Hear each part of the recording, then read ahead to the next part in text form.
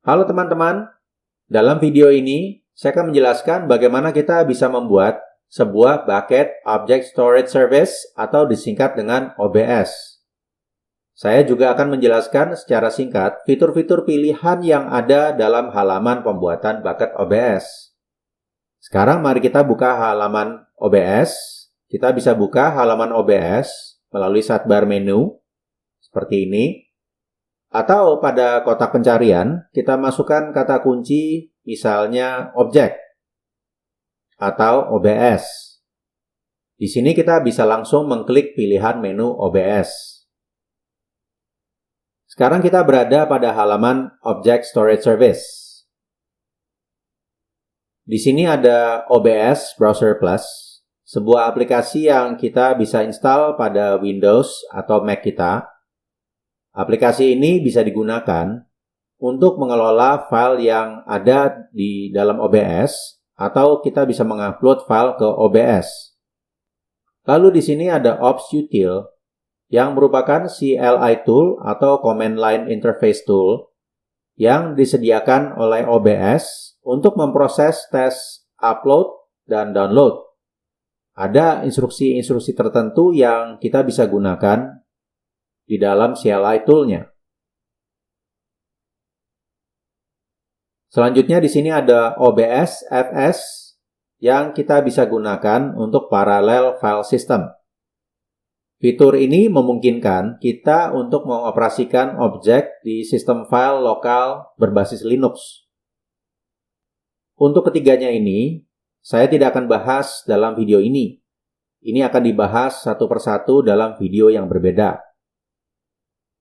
Lalu di sini ada Get SDKs, sebuah development toolkit yang kita bisa gunakan untuk mengoperasikan OBS melalui aplikasi buatan kita sendiri. Selanjutnya di sini ada Obtain Access Keys atau AK dan SK yang kita perlukan apabila kita ingin mengakses dan menggunakan Bucket melalui misalnya OBS Browser Plus, SDK, dan sebagainya. Lalu di sini ada Visit OBS Growth Map, di mana kita bisa melihat dinamika terbaru terkait dengan OBS. Di sini biasanya tersedia informasi terkini mengenai OBS. Nah, sekarang kita mulai membuat bucket OBS-nya. Klik Create Bucket. Sekarang kita berada pada halaman Create Bucket. Kita bisa memilih region, misalnya Singapore. Berikan nama bucket, misalnya bucket-Singapore. Lalu untuk data redundancy policy, kita bisa memilih multi-AZ storage atau single AZ storage. Jika kita memilih multiple AZ, data akan disimpan pada beberapa AZ dalam region yang sama. Sehingga data akan tetap tersedia jika salah satu AZ atau data center tidak berfungsi. Jika kita memilih single AZ storage, artinya data disimpan hanya di sebuah AZ atau sebuah data center. Kita pilih multiple AZ. Lalu berikutnya di sini ada pilihan standard, infrequent access, dan archive. Pilihan standar cocok apabila kita sering mengakses bucket tersebut. Pilihan infrequent access cocok apabila kita jarang mengakses bucket tersebut. Lalu archive jika kita mengakses bucket hanya sekali dalam setahun. Nah, dalam contoh ini kita akan memilih standar. Selanjutnya kita tentukan bucket policy.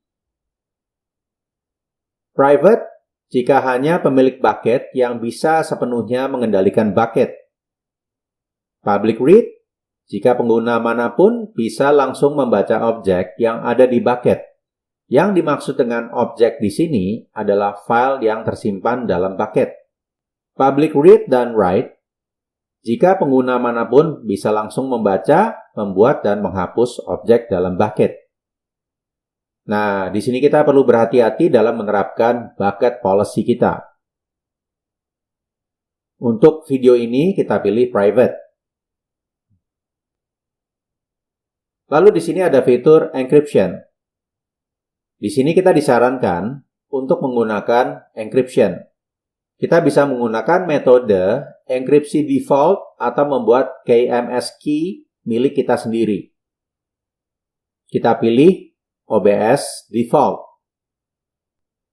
Lalu di sini ada teks yang bisa mempermudah kita untuk mengidentifikasi bucket yang kita gunakan dan menganalisa penggunaan sumber daya dan biaya terkait bucket yang memiliki tag tersebut.